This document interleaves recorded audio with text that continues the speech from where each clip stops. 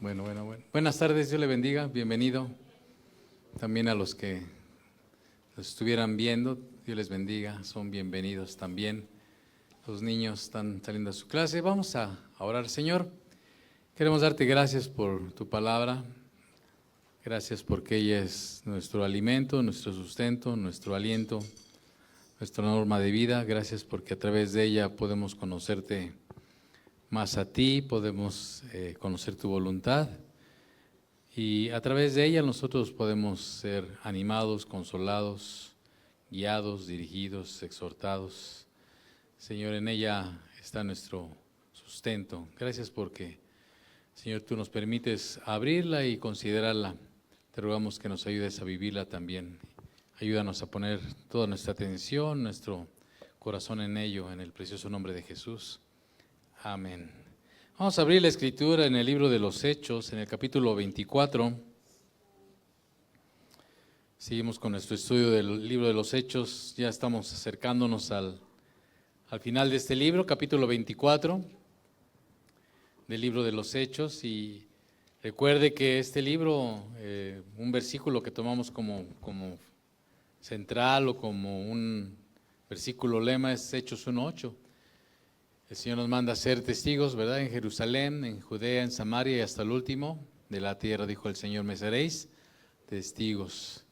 Y Él dice en su palabra que Él nos iba a dar el poder de su Espíritu Santo para cumplir esa misión, ¿de acuerdo? Hemos visto hasta este capítulo que Dios ha usado a diferentes hombres, mujeres para dar testimonio.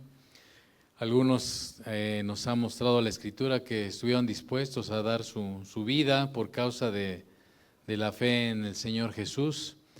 Y la pregunta para cada uno de nosotros hoy también sigue siendo esta, si hasta dónde estamos dispuestos a mantener el testimonio de Jesús a pesar de las circunstancias en las que nosotros nos pudiéramos encontrar personalmente, familiarmente, nacionalmente o mundialmente. Vamos a mantenernos firmes en nuestras convicciones o en nuestra convicción acerca de lo que representa o de lo que es el Señor Jesucristo para cada uno de nosotros conforme a su palabra.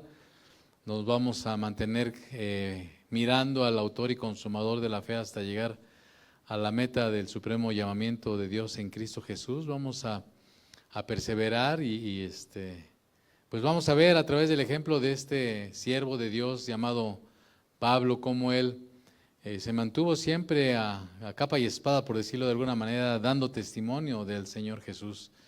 Y no era porque fuera súper cristiano, ni súper Pablo, ni mucho menos. Era un hombre que le creyó a Dios, un hombre que estaba lleno del Espíritu Santo, un hombre que buscó la palabra de Dios como su base, como su inspiración, como vamos a ver. Y fue un hombre que fue sostenido por Dios en cualquier circunstancia. Entonces, ese es un ejemplo para nosotros y pues yo quisiera que usted y yo pudiéramos tomar esto como una motivación para hacer lo que el Señor nos pidió, ser luz y ser sal en un mundo de tinieblas y un mundo que está corrompido, que necesita de la vida de Dios expresada a través de Jesucristo y manifestada o testificada por nosotros. Nosotros somos la boca de Dios, los ojos de Dios, las manos de Dios. Pues ¿cómo conocerán al Señor si nosotros no les hablamos, ¿verdad? Si no ven en nosotros eso que decimos que creemos, ¿verdad? Entonces, a veces las cosas se van a poner difíciles. Ahora sí que depende de donde nos toque andar, ¿verdad? Pero en todos lados puede haber circunstancias, aún en tu propia vida personal. Puedes estar pasando por un momento difícil, pero sabe que hay alguien que te ama y que desea que salgas adelante, ¿no? Pero se necesita mantener el testimonio, aún en esta circunstancia, para ti mismo, ¿no? El testimonio de en qué has creído, no te sostienes en medio de tu circunstancia, como repito, personal, familiar, laboral, etcétera, etcétera. Vamos a leer todo el capítulo 24, así es que tenga paciencia. Y vamos después a meditar en algunos aspectos de este capítulo, Hechos capítulo 24. 5 días después descendió el sumo sacerdote Ananías con algunos de los ancianos y un cierto orador llamado Tértulo, y comparecieron ante el gobernador contra Pablo. Y cuando éste fue llamado, Tértulo comenzó a acusarle diciendo: como debido a ti gozamos de gran paz y muchas cosas son bien gobernadas en el pueblo por tu prudencia, oh excelentísimo Félix, lo recibimos en todo tiempo y en todo lugar con toda gratitud. Pero por no molestarte más largamente, te ruego que nos oigas brevemente conforme a tu equidad, porque hemos hallado que este hombre es una plaga y promotor de sediciones entre todos los judíos por todo el mundo y cabecilla de la secta de los nazarenos. Intentó también profanar el templo y prendiéndole quisimos juzgarle conforme a nuestra ley. Pero interviniendo el tribuno Lisias, con gran violencia le quitó de nuestras manos, mandando a sus acusadores que viniesen a ti. Tú mismo, pues, al juzgarle, podrás informarte de todas estas cosas de que le acusamos. Los judíos también confirmaban, diciendo ser así todo. Habiéndole hecho señal el gobernador a Pablo para que hablase, él se respondió: porque sé que desde hace muchos años eres juez de esta nación, con buen ánimo haré mi defensa. Como tú puedes cerciorarte, no hace más de 12 días que subí a adorar a Jerusalén, y no me hallaron disputando con ninguno, ni amotinando a la multitud, ni en el templo, ni en las sinagogas, ni en la ciudad, ni te pueden probar las cosas de que ahora me acusan. Pero esto te confieso, que según el camino que ellos llaman herejía, así sirvo al Dios de mis padres, creyendo todas las cosas que en la ley y en los profetas están escritas, teniendo esperanza en Dios, lo cual ellos también abrigan, de que he de haber resurrección de los muertos, así de justos como de injustos. Y por esto procuro tener siempre una conciencia sin ofensa ante Dios y ante los hombres. Pero pasados algunos años, vine a hacer limosnas a mi nación y a presentar ofrendas. Estaba en ello cuando unos judíos de Asia me hallaron purificado en el templo, no con multitud ni con alboroto. Ellos deberían comparecer ante ti y acusarme si contra mí tienen algo. Y oigan estos mismos si hallaron en mí alguna cosa mal hecha cuando comparecí ante el concilio. A no ser que estando entre ellos prorrumpí en alta voz: acerca de la resurrección de los muertos soy juzgado hoy por vosotros. Entonces Félix, oídas estas cosas, estando bien informado de este camino, les aplazó diciendo: cuando descendiere el tribuno Lisias, acabaré de conocer de vuestro asunto. Y mandó al centurión que se custodiase a Pablo, pero que se le concediese alguna libertad y que no impidiese a ninguno de los suyos servirle o venir a él. Algunos días después, viniendo Félix con Drusila, su mujer, que era judía, llamó a Pablo y le oyó acerca de la fe en Jesucristo. Pero al disertar Pablo acerca de la justicia, el dominio propio y del juicio venidero, Félix se espantó y dijo: ahora vete, pero cuando tenga oportunidad te llamaré. Esperaba también con esto que Pablo le diera dinero para que le soltase, por lo cual muchas veces lo hacía venir y hablaba con él. Pero al cabo de 2 años recibió Félix por sucesor a Porcio Festo, y queriendo Félix congraciarse con los judíos dejó preso a Pablo. Muchos piensan a veces de la Escritura que son puros mitos y cosas ahí inventadas, pero si algunos libros nos pueden dar evidencia de la historicidad de la fe, de la historicidad del cristianismo en concreto estamos hablando, pues por ejemplo uno de esos libros es el libro de los Hechos.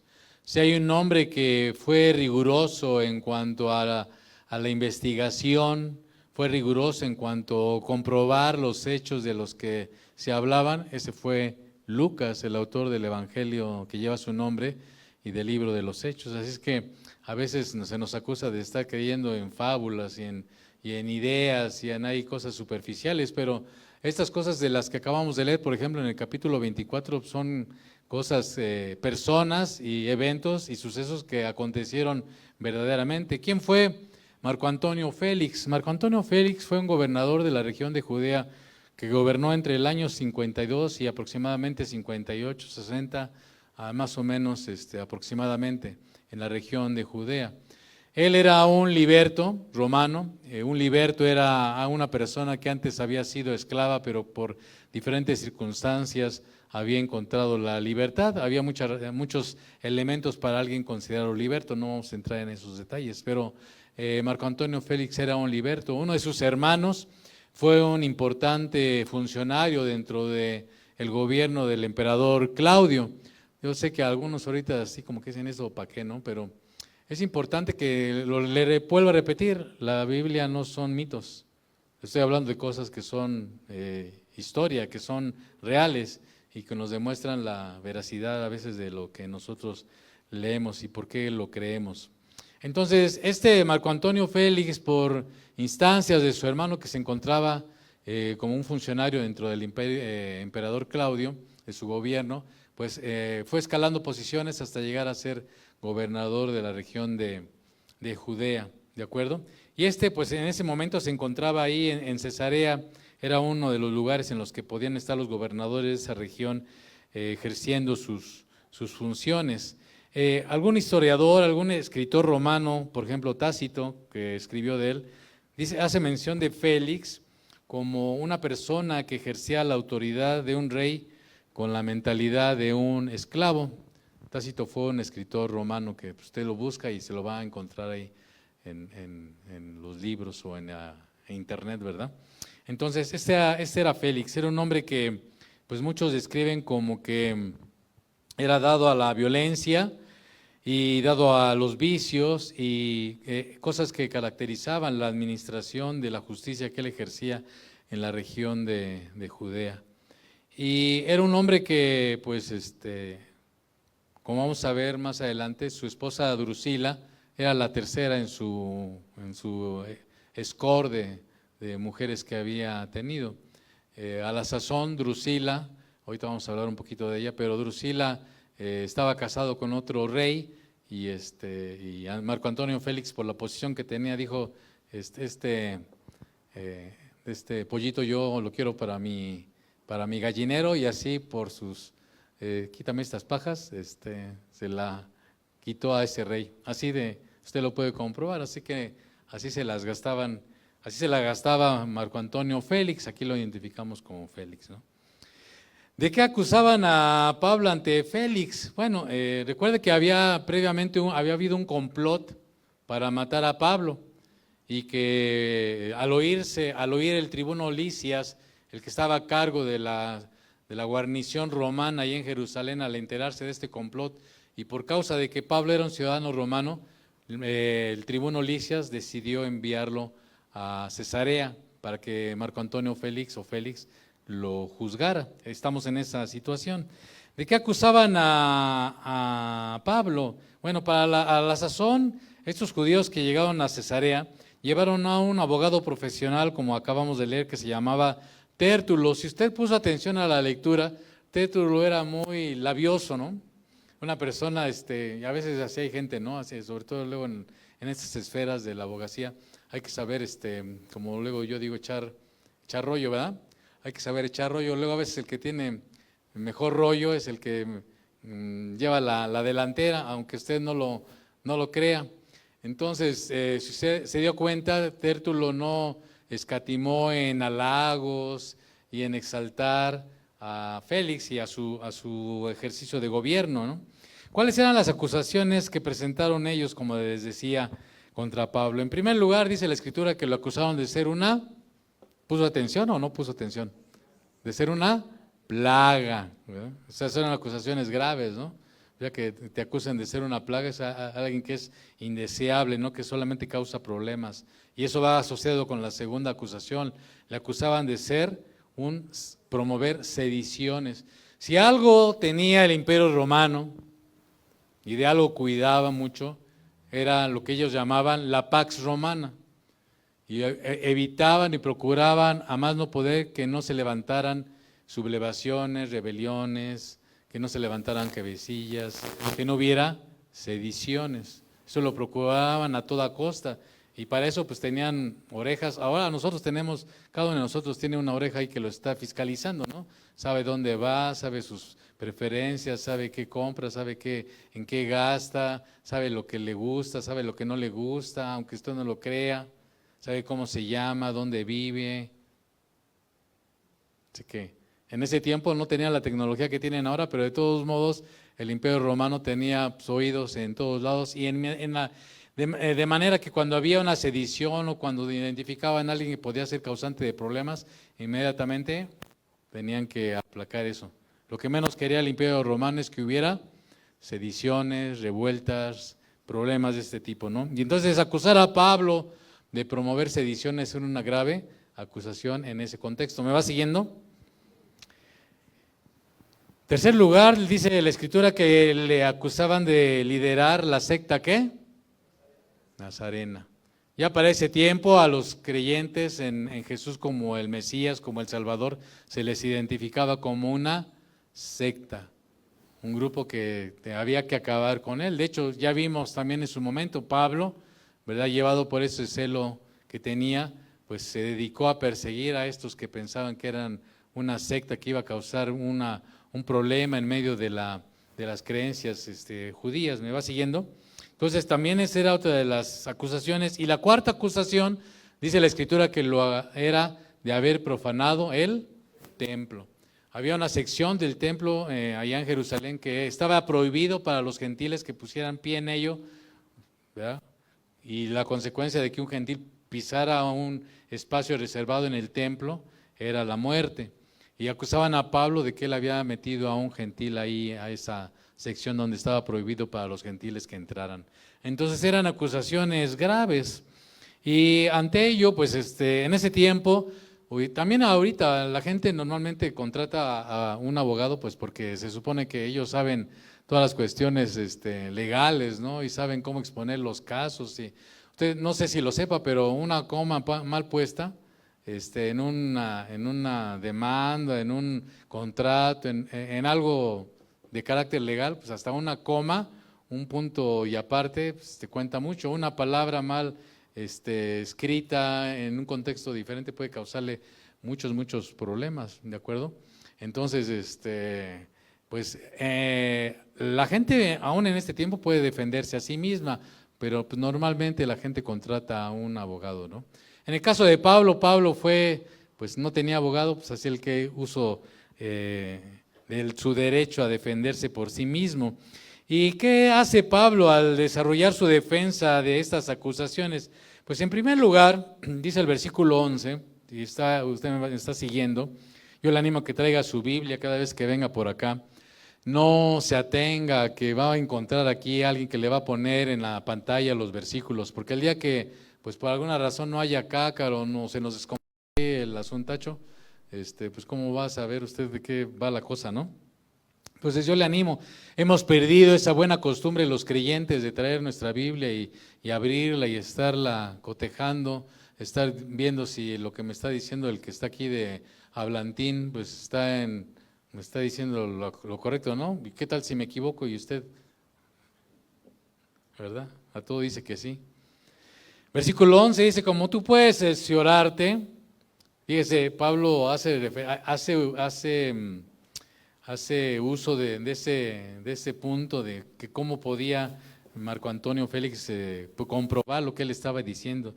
Él le dice que no habían pasado ni 12 días, no habían transcurrido 12 días desde su llegada a Jerusalén, y él había ido a Jerusalén a adorar cuando empezó todo este alboroto, y él le dice, tú puedes comprobar que ni en el templo, ni en las sinagogas, ni en la ciudad misma me encontraron discutiendo con nadie, provocando un tumulto.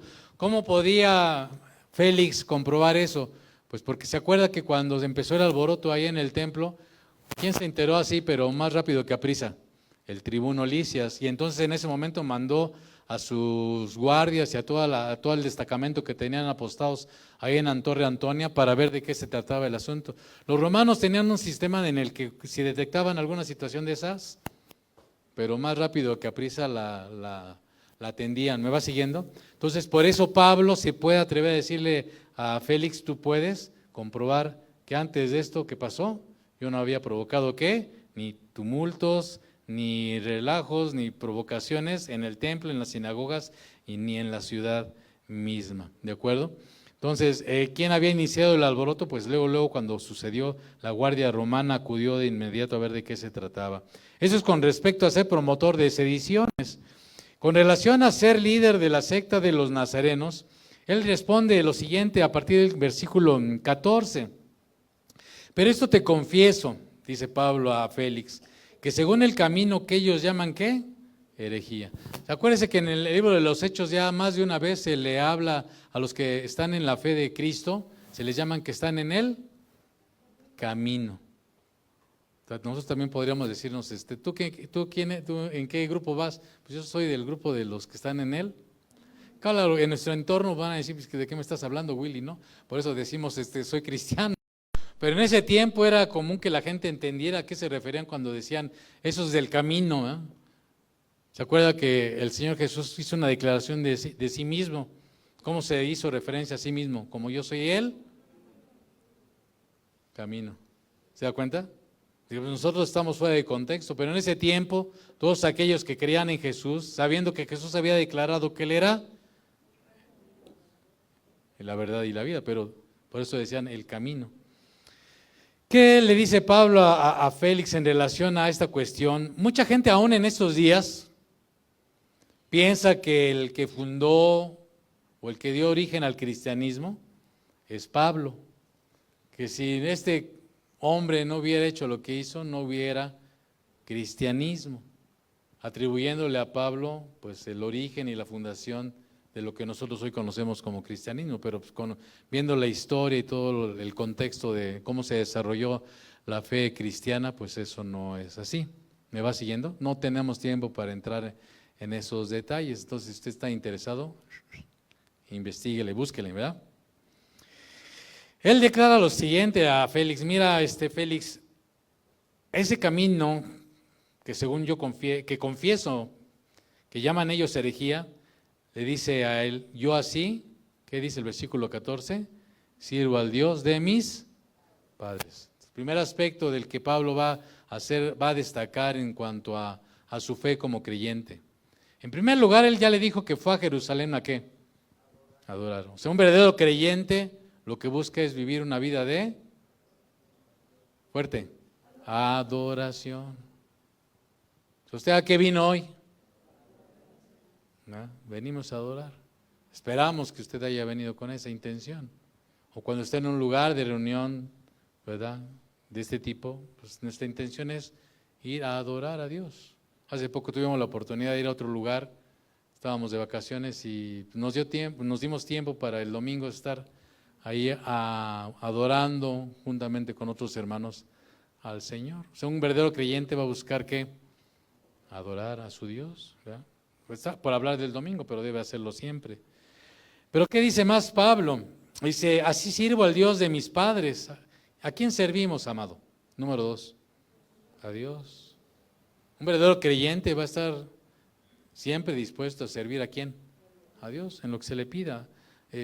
No necesariamente en 4 paredes como en este local. Una madre sirve a Dios cuando honra a su esposo, cuando cuida a sus hijos. ¿Me va siguiendo? Un esposo honra a Dios cuando ama a su esposa, cuando provee a su casa, cuando ve a sus hijos. Un hijo sirve a Dios cuando honra a sus padres, cuando los respeta, cuando los venera, cuando sigue sus consejos. ¿Me va siguiendo? Servimos a Dios en el trabajo cuando pues llegamos a tiempo, hacemos nuestras tareas, cumplimos con lo que nos pide, no estamos haciendo como que trabajo, pero estoy fingiendo ahí viendo otras cosas. Y así por el estilo, ¿me va siguiendo? Servimos a Dios cuando pagamos nuestros impuestos, cuando hacemos lo que las leyes de nuestros gobiernos establecen, que son justas conforme a la palabra de Dios. ¿Me va siguiendo? ¿Qué más dice Pablo? Para que no pensaran que él era un cabecilla nada más de un grupo ahí cualquiera. Dice, creyendo todas las cosas que en la ley y en los profetas, ¿qué? Están escritas. Las convicciones, las creencias de un creyente deben estar conforme a un marco de referencia, ¿no? ¿O no? O sea, todos nosotros debemos de movernos conforme a un marco de referencia que establece nuestra conducta en ese entorno, en ese ámbito. Por ejemplo, los que están en el sector salud, hay un marco de referencia para el sector salud, ¿verdad, hija? Y pues en ese marco de referencia se tienen que actuar. ¿Me va siguiendo? Nosotros como creyentes en cuanto a la fe y nuestras convicciones, ¿cuál es nuestro marco de referencia? O sea, ¿qué establece nuestros alcances, nuestros límites? nuestros propósitos, nuestros objetivos. La palabra de Dios. Por eso dice Pablo que él creía todas las cosas que en la ley y en los profetas están. En ese tiempo no había lo que hoy nosotros conocemos como Antiguo Testamento, ¿verdad? Digo Nuevo Testamento. Solamente está lo que nosotros conocemos como Antiguo Testamento. Y Pablo lo resume como en la ley y en los profetas, ¿verdad? Y en eso estaban basadas sus creencias. ¿En dónde están basadas sus creencias y sus convicciones? ¿Qué es lo que nos norma? ¿Qué es lo que nos guía? ¿Qué es lo que nos inspira? ¿Qué es lo que nos orienta? ¿Qué es lo que nos alienta? ¿Qué es lo que nos confronta? ¿Qué es lo que nos transforma? ¿Qué es lo que nos ayuda a renovar nuestra manera de pensar? ¿Qué es lo que nos ayuda a centrar nuestros sentimientos, nuestros propósitos, la voluntad? Aún estos compadres que se van a casar. ¿Qué es lo que va a centrar su vida matrimonial? ¿Qué es lo que centra nuestra vida laboral? ¿Qué es lo que centra nuestra vida en todos los sentidos? La palabra de Dios. ¿Me va siguiendo? Por eso la importancia de conocer la palabra de Dios como creyentes. Aquí Pablo está dando testimonio de estas cosas, ¿se da cuenta? A este gobernador. Si usted analiza y ha estudiado conmigo todas estas cosas desde estos estudios que hemos tenido del libro de los Hechos, se va a dar cuenta que Pablo mantiene en esencia el mensaje del Evangelio, pero a veces va matizando dependiendo del entorno en donde él se encuentra. ¿Se acuerda que cuando llegó con los atenienses enfocó las baterías por un lado? En este caso a Marco Antonio Félix, en función de las acusaciones que está teniendo, está defendiéndose, pero está exponiendo ¿qué? Las razones de la fe. ¿Me va siguiendo? Y inserta lo siguiente, dice, creyendo todas las cosas que en la ley y en los profetas están escritas, teniendo ¿qué? Esperanza. ¿En quién? En Dios. No en los hombres, no en las circunstancias. Nuestra esperanza, o sea, el futuro pues, ¿en quién descansa? ¿O quién debería descansar? En Dios, conforme a su palabra y a su voluntad. Dice, la cual ellos también abrigan. Y en este caso en particular, Pablo va a hablar de una esperanza, de un aspecto muy particular. Y ese aspecto muy particular, ¿cuál es? Versículo 15, la segunda parte del versículo. De haber, ¿qué?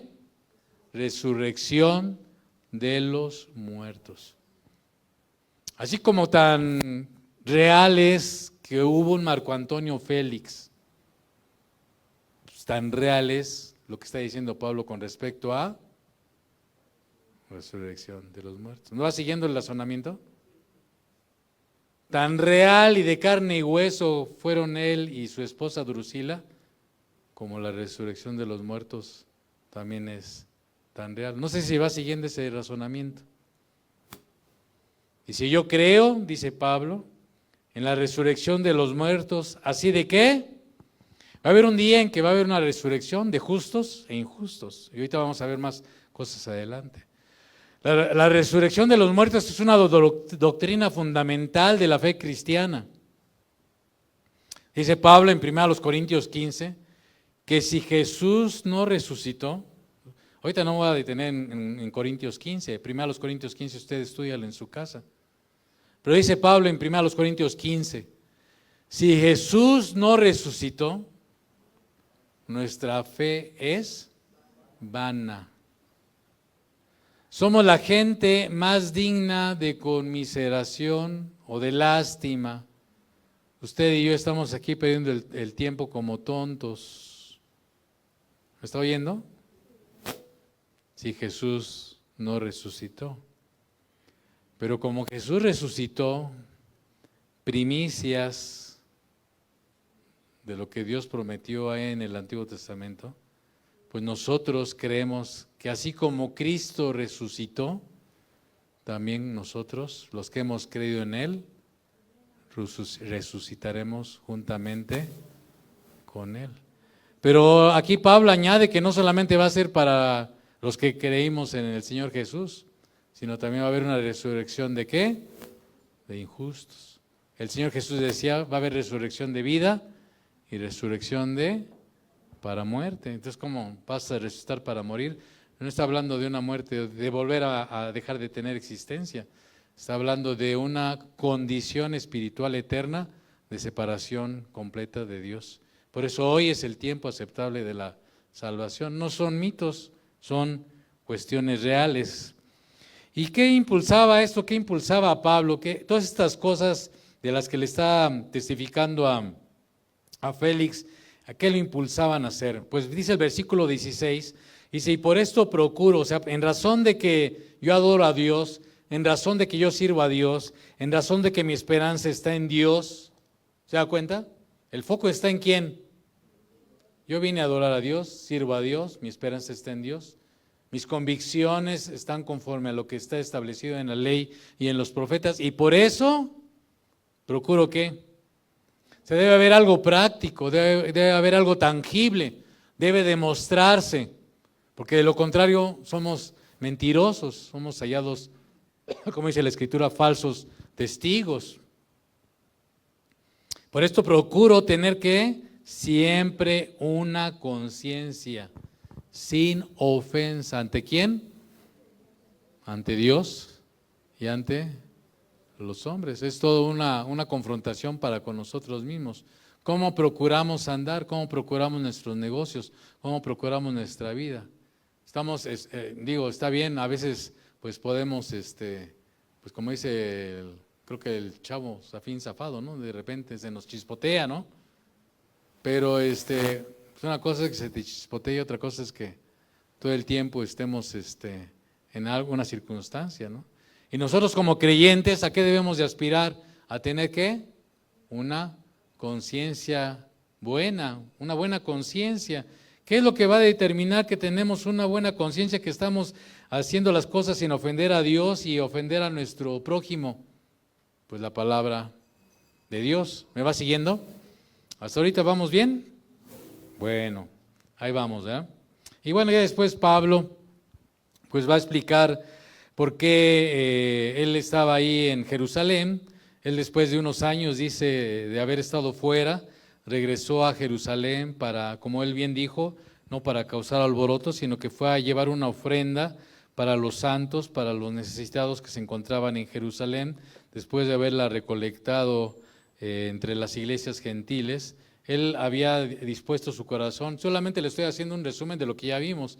Él había dispuesto su corazón para ir a la fiesta del Pentecostés. Cuando llegó a Jerusalén le invitaron a que acompañara a unos hombres que estaban cumpliendo con su voto, ¿verdad? Y que presentaban ofrendas juntamente con ellos para que la gente dejara de murmurar, porque decían que Pablo era un hombre contrario a las costumbres y a las leyes de la Escritura. Y Pablo, para pues no contravenir esa sugerencia que le estaba dando Jacobo, pues convino en hacer eso. Fue cuando se armó todo el alboroto. Si usted no lo recuerda, pues repase ahí Hechos capítulo 21, ¿no?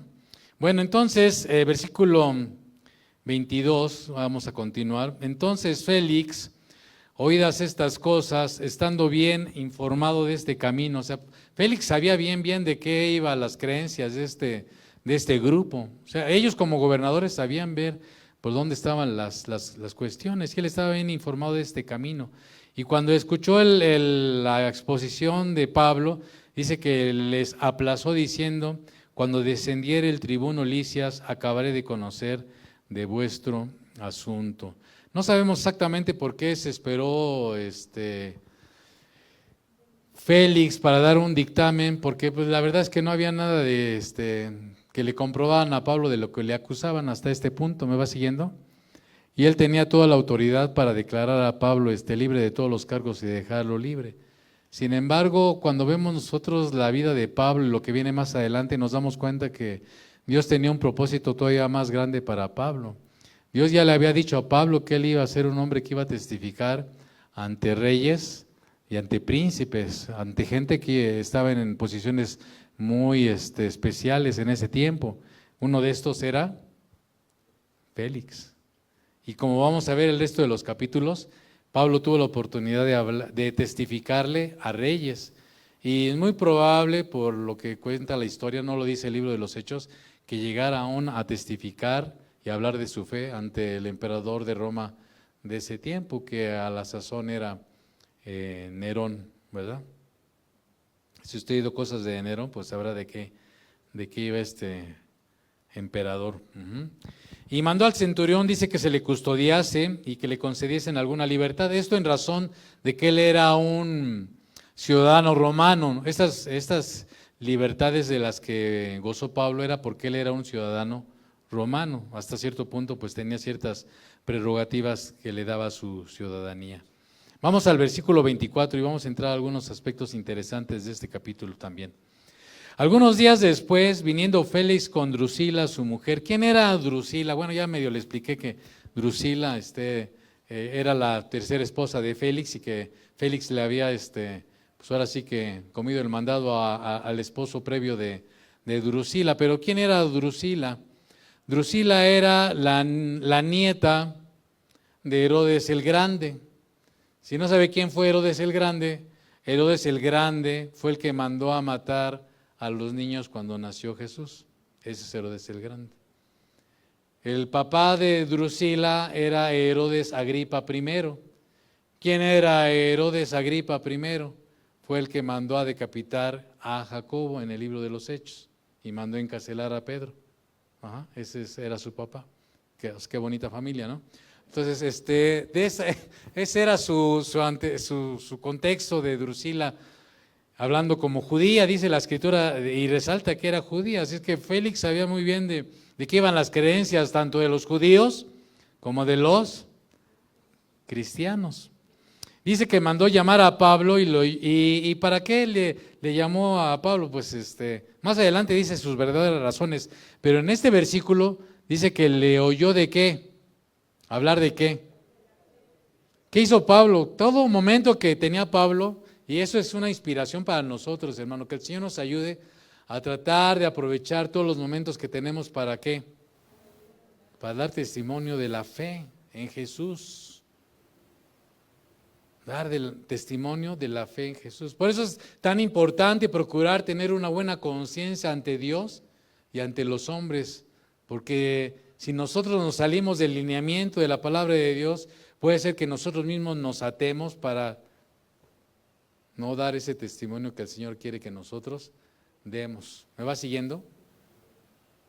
Nosotros somos unos incumplidos, unos irresponsables en el trabajo, estamos ahí perdiendo el tiempo en el celular, haciéndonos como que trabajamos pero no trabajamos, llegamos a la hora que se nos antoja, nos ponemos a rezongar y somos un problema para el jefe, para la jefa.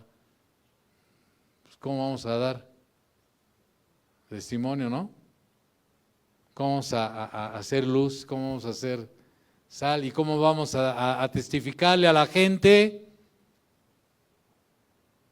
de nuestra fe en Jesucristo? Porque no es una religión, no se trata de una religión. Pues religión es ahí para dar y regalar. Se trata de que nosotros confesamos creer en una persona que murió por nuestros pecados, que fue sepultado, o sea, es algo real. Pero así como Él murió por nuestros pecados y fue sepultado, dice la Escritura que también ¿qué? Resucitó al tercer día y está vivo y está a la diestra del Padre y viene otra vez. Por eso esperamos en la resurrección, por eso no desmayamos, no nos desalentamos, nos mantenemos firmes, aun cuando a lo mejor ya tengamos aquí la soga para que adiós mundo cruel, no me volverás a ver, ¿no? ¿Sí me va siguiendo? Porque si nuestra fe está fundada en Cristo, para mí el vivir es Cristo y el morir es ganancia. Entonces, ¿qué hace Pablo? Pues le empieza a hablar acerca de la fe. Y bueno, hay 4 temas que Pablo, estos son temas que usted puede desarrollar ahí en su casa, póngase a estudiar, amado, porque no nos da tiempo. Por eso le invitamos a cursos. Primero le habla de la fe en Jesucristo, que es un tema que podríamos aquí pasarnos un rato. El segundo tema del que le habla Pablo a Félix es de la justicia. No de los hombres, sino de Dios. Tercer tema del que le habla, del dominio propio a un hombre que ya le acabo de dar sus antecedentes. Y en cuarto lugar, del juicio venidero. Son 4 temas muy importantes que Pablo aborda con Félix. No los desarrolla Lucas porque si no, como dice el propio Juan, ¿verdad? Pues no habría libros en los que cupieran tantas cosas, ¿no? Pero debemos de imaginarnos que Pablo desarrolló cada uno de estos puntos. Sin embargo, vamos a ver rápidamente algunos textos para que nosotros tengamos esta idea de qué van las cosas. Pedro y Juan, precisamente hablando ante del concilio judío, ahí en Hechos capítulo 4, dijeron lo siguiente: en ninguno otro hay salvación, ponga atención, porque no hay otro nombre en el cielo dado a los hombres en quien podamos ser salvos. No hay otro medio de salvación, y en ese sentido el cristianismo sí es exclusivo. No es porque Dios quiera decir tú no, tú sí, no es en ese sentido, ¿me va siguiendo? Pero sí es excluyente el evangelio, en el sentido de cuál, pues dice más, a lo suyo vino, y los suyos no le recibieron, mas a todos los que le recibieron, les dio la potestad de ser hechos hijos de Dios, lo cual no viene de voluntad de varón, ni de hombre, sino es algo del Espíritu, de los que creen, de los que aceptan su condición de pecado, de condenación, de separación de Dios, y reconocen que el justo dio su vida por nosotros, los injustos, y que Él tomó nuestro lugar, que Él murió en la cruz por mí, por mis pecados. Eso es la fe en Jesucristo. En ningún otro hay salvación. Y en relación a bueno, por eso le decía que aquí nos podemos tardar un rato, ¿verdad? En relación a la justicia, si hay una carta, un libro que trata ampliamente lo que es la justicia de Dios, esa es la carta a los romanos. Lea la carta a los romanos, estudie la carta a los romanos, medite acerca de la carta a los romanos. No se quede solamente con lo que le damos los domingos. Lo invito a que haga el esfuerzo. Porque la carta a los romanos habla ampliamente de la justicia, pero solamente como muestra un botón, dicen por ahí. Vamos a leer Romanos 3, 21 al 26. No me voy a detener a explicarlo porque no tenemos el tiempo, pero vamos a leerlo. Dice, pero ahora, versículo 21 del capítulo 3, pero ahora, aparte de la ley, hablando de la ley de la Torá, se ha manifestado la justicia de Dios. ¿Cómo? Testificada pues por la propia ley y por los profetas, ya dijimos, la palabra de Dios. ¿Qué se ha manifestado? La justicia de Dios. ¿Cómo es esa justicia de Dios? ¿Por medio de quién? De la fe en Cristo o en Jesucristo.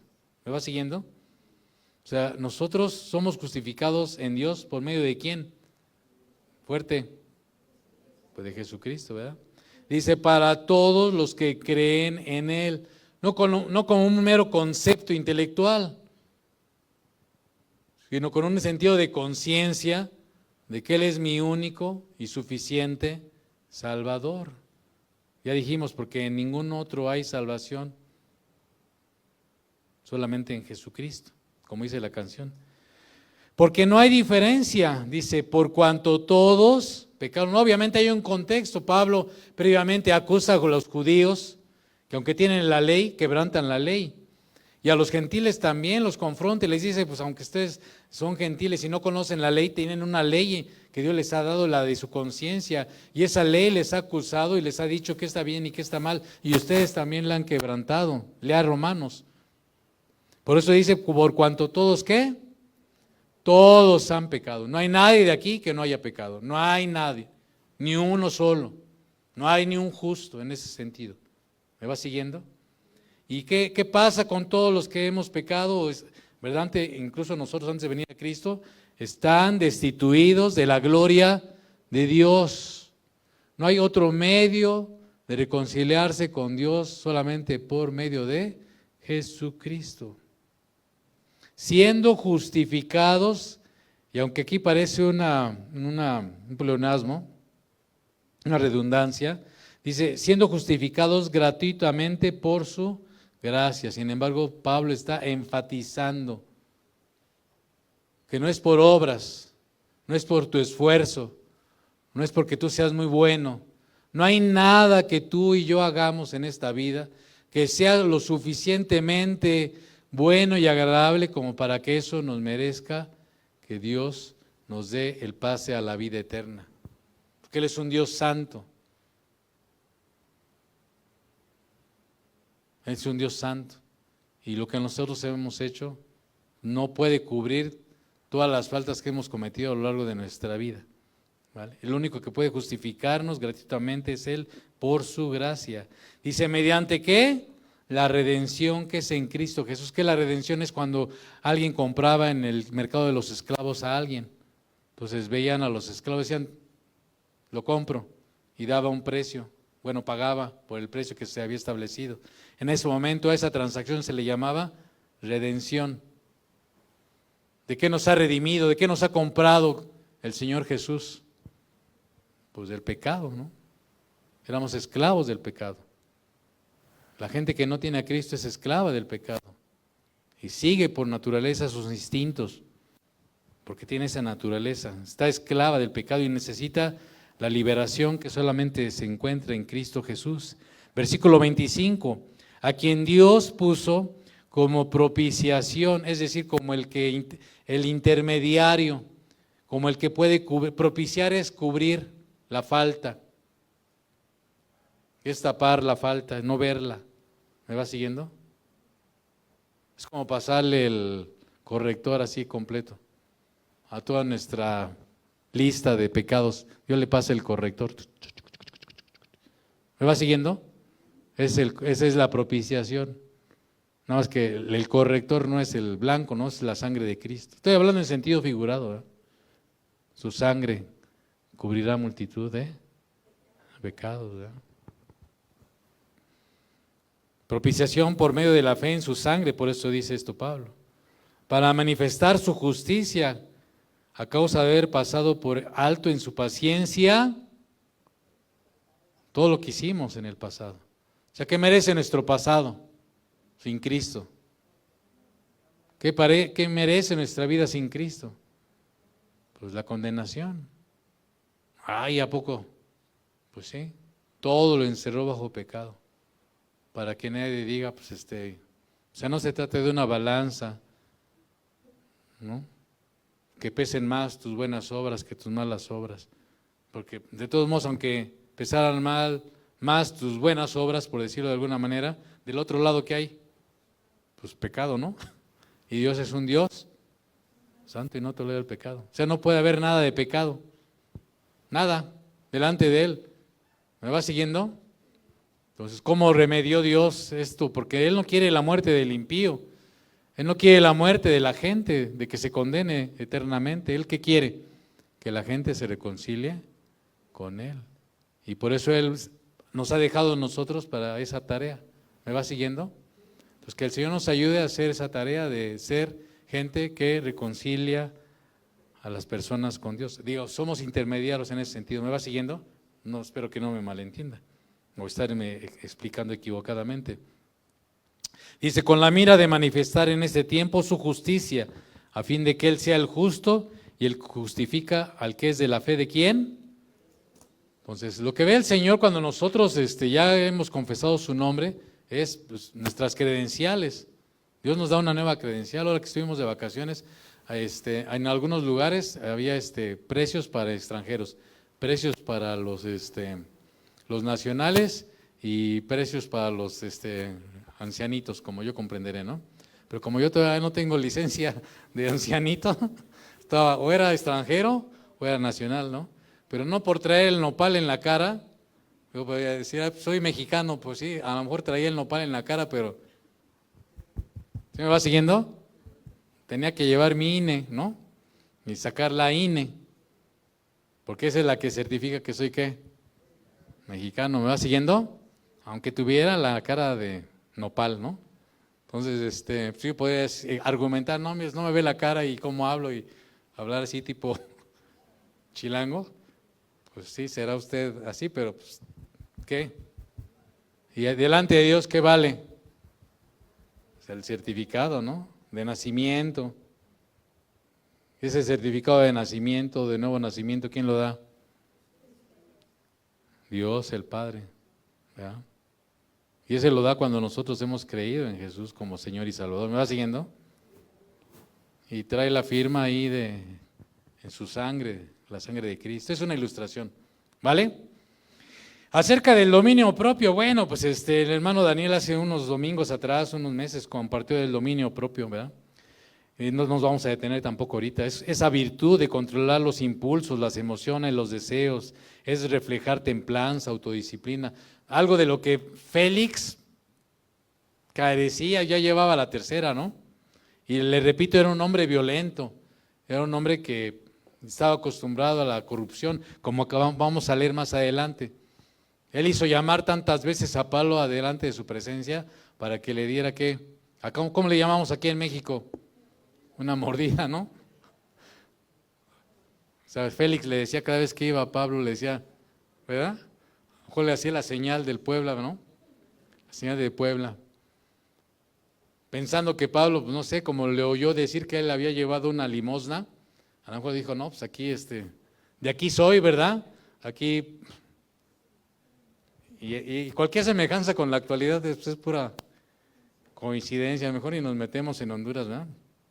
Pero bueno, pues dominio propio, pues este hombre carecía de eso, ¿no? Como creyentes, pues igual aquí podríamos desarrollar muchos aspectos. Para nosotros el dominio propio es un fruto del Espíritu. Pablo escribiéndole a Tito le dice, porque la gracia de Dios se ha manifestado para salvación a todos los hombres, enseñándonos que, hablando a los creyentes, renunciando a la impiedad y a los deseos mundanos, vivamos en este siglo sobria, justa y piadosamente. Sobria es dominio propio. ¿Cómo Dios espera que el creyente se comporte en estos tiempos y en cualquier tiempo? Sobria, justa y piadosa. ¿Por qué? Porque aspiramos a tener una ¿qué? Buena conciencia. ¿Delante de quién? Y de los hombres. ¿Me va siguiendo? Es importante, aguardando la esperanza bienaventurada y la manifestación gloriosa de nuestro gran Dios y Salvador Jesucristo, porque hay algo más adelante, amado. O sea, nosotros no nos cuidamos de que, ay, no vayan a ver, no vayan a cachar. Pues si eso está en tu corazón, es una motivación equivocada. Pero sabe que, ahorita vamos a entrar al último tema, hay algo en adelante, ¿no? Y por eso que hay algo en adelante, ¿cómo vamos a conducirnos? Sobria, justa y prudentemente. ¿Me va siguiendo? Y bueno, Pablo entra al último tema, el juicio venidero. Bueno, la Escritura habla del juicio venidero de una manera muy amplia. El Señor Jesús decía las siguientes palabras, el que me rechaza y no recibe mis palabras, fíjese lo que decía el Señor Jesús, tiene quien le juzgue la palabra que ha hablado. Si tú hoy que estás aquí, o el que nos esté oyendo, está escuchando esta palabra, has escuchado que te he estado repitiendo por más de una ocasión en esta plática, en esta meditación, que solamente hay un Salvador, hay alguien que murió por nuestros pecados, hay alguien que nosotros podemos poner nuestra confianza para la vida eterna. Si tú lo rechazas, pues eso así, vas a ser juzgado también de eso que acabas de rechazar. ¿Me va siguiendo? Pero no solamente en eso, sino ahorita vamos a hablar en otras cosas. El que me rechaza y no recibe mis palabras, está hablando del Señor Jesús. Tiene quien le juzgue. La palabra que ha hablado, ella le juzgará en el día postrero. Entonces no vas a poder decir, escucha bien, nadie me dijo esto. Eso no nos exime de dar testimonio, ¿me va siguiendo? Pero personalmente pienso que no va a haber nadie que pueda llegar a Él y que diga, nunca supe de ti. Nunca supe lo que tú hiciste en la cruz del Calvario. Nunca supe que tú resucitaste. Porque hasta la gente religiosa lo cree, lo festeja, lo celebra. Equivocadamente, pero lo hace. ¿Me va siguiendo? Dice la Escritura, la obra de cada uno se hará manifiesta porque el día la declarará, pues por el fuego será revelada y la obra de cada uno, cual sea, el fuego la probará. Pedro, en otra escritura dice, y si invocáis por Padre a aquel, fíjese, que sin acepción de personas juzga según la obra de cada uno. O sea, no es que va a haber un trato para el pastor Daniel, porque era el pastor Daniel, un trato especial para Asael, que era el que tocaba la guitarra bien pipis nice, ¿no? Chipocludamente, ¿no? Dios que no hace qué. Dios va a juzgarnos a todos, ¿no? Va a haber una eternidad y cada uno va a pasar al asiento. Todos. Todos. Los que no creyeron en Él en esta tierra van a tener su juicio. Los que pusimos nuestra fe en Él también vamos a tener un juicio diferente, pero de todos modos va a haber una demanda de cuentas.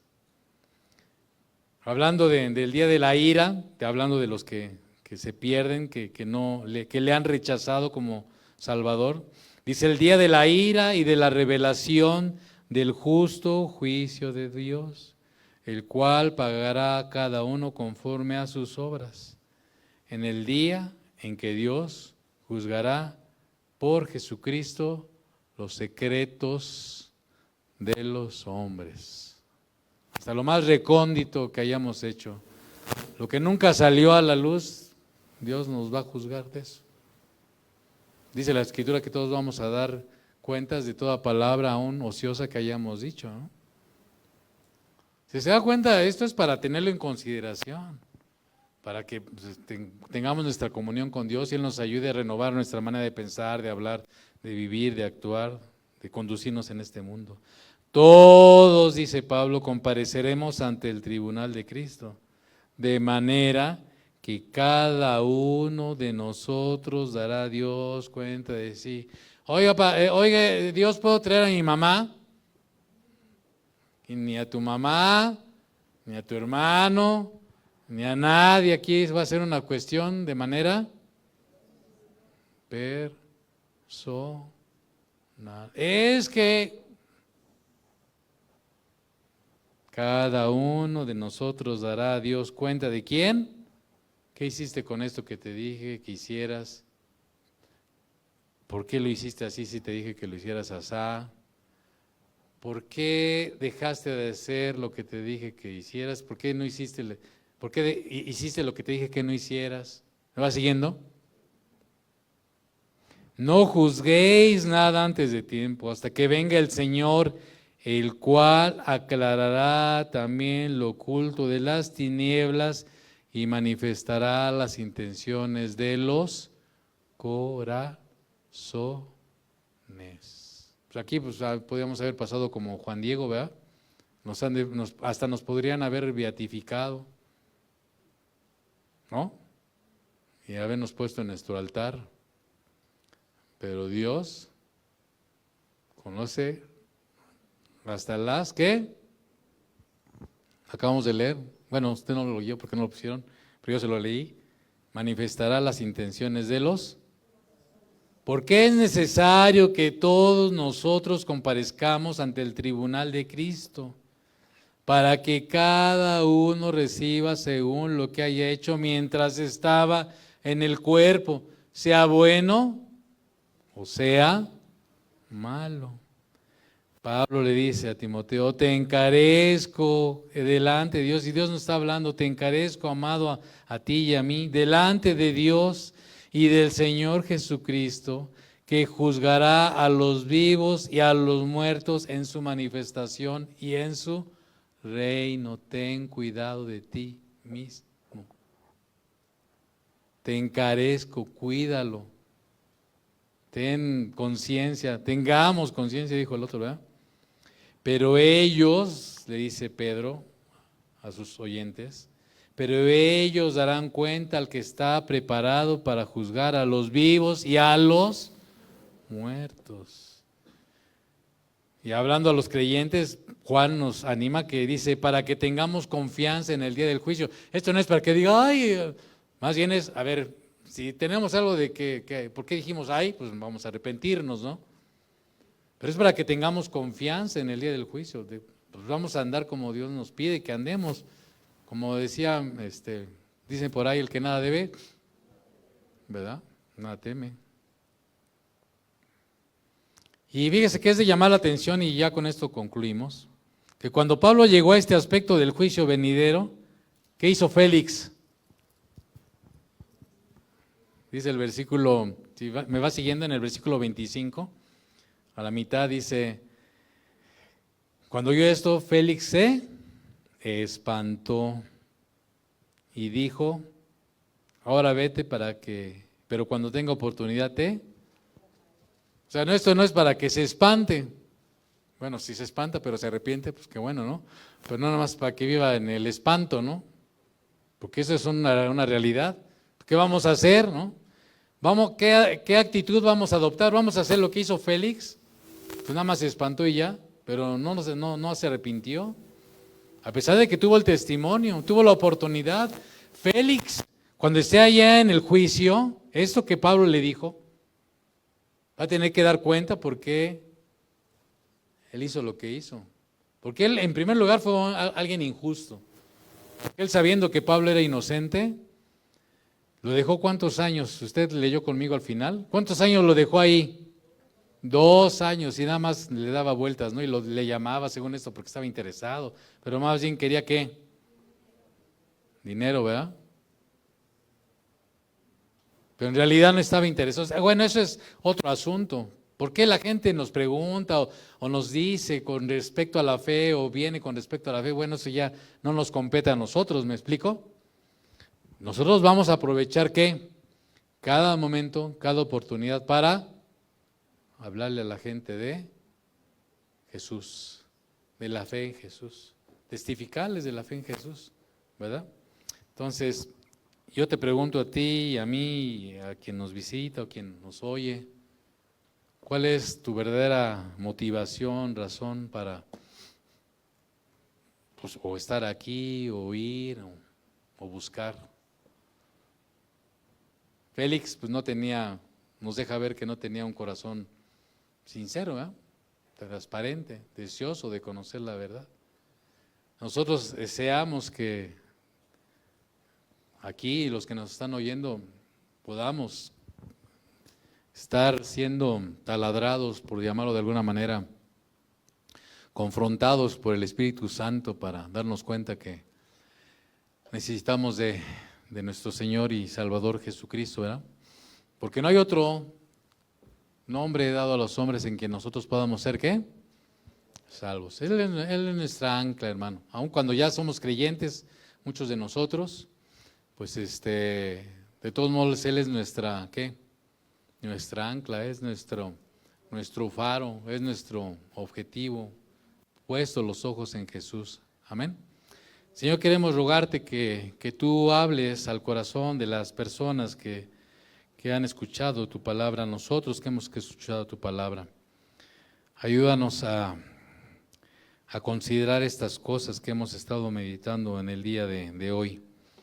A considerar lo que es, Señor, la fe en ti, lo que es tu justicia, lo que es el dominio propio, lo que es el juicio venidero. Señor, y podamos aspirar entre otras cosas, como el apóstol Pablo, a ser gente que te adora, que te sirve, que tiene esperanza en ti, que fundamenta su vida en tu palabra. Ayúdanos, Señor, en el precioso nombre de nuestro Señor Jesucristo. Amén.